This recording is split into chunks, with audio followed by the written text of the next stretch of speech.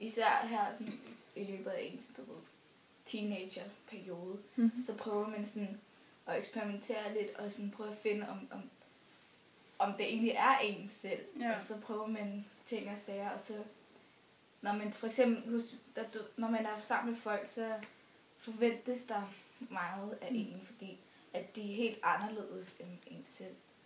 Sådan, hvis man kan sige det, for eksempel hos venner. Man føler, at de måske har en, altså at de forventer, at man måske er sjov, eller et eller andet, altså at man for eksempel, hvis nu det ikke var ens sådan, bedste venner, det var nye venner, og de måske havde en anden humor, end du havde, så ville du være anderledes for dem, og så prøve at synes, det var sjovt måske, det de siger, men du egentlig ikke selv synes, det er sjovt.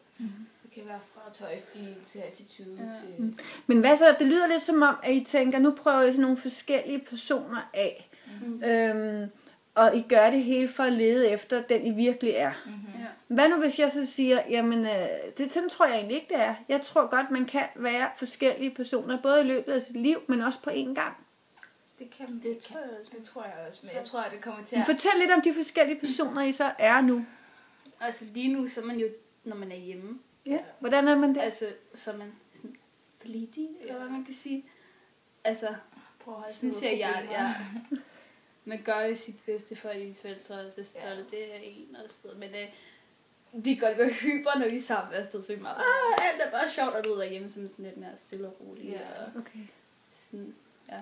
Hvis man kan godt sige måske lidt mere moden på en måde, end altså, når vi to er sammen, kan vi jo godt være totalt langt ude, altså fjollet og sådan noget.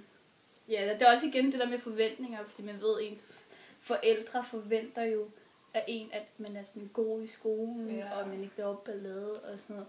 Og det er ikke fordi vi laver ballade, men selvfølgelig, altså laver man sådan, man kan jo ballade selvfølgelig ikke, altså når vi hyper, så flækker vi alt. Ja, alt. Tyst, alt. Griner alt. Ja, alt. Altså, hvis jeg det pludselig er sådan bitchy, så er jeg jo bitchy. Altså, det er fordi, at det er bare noget, jeg sådan... Altså, selvfølgelig lades jeg som om, men jeg gør det jo stadig, så er jeg det jo også i det, jeg gør det. Jeg forstår.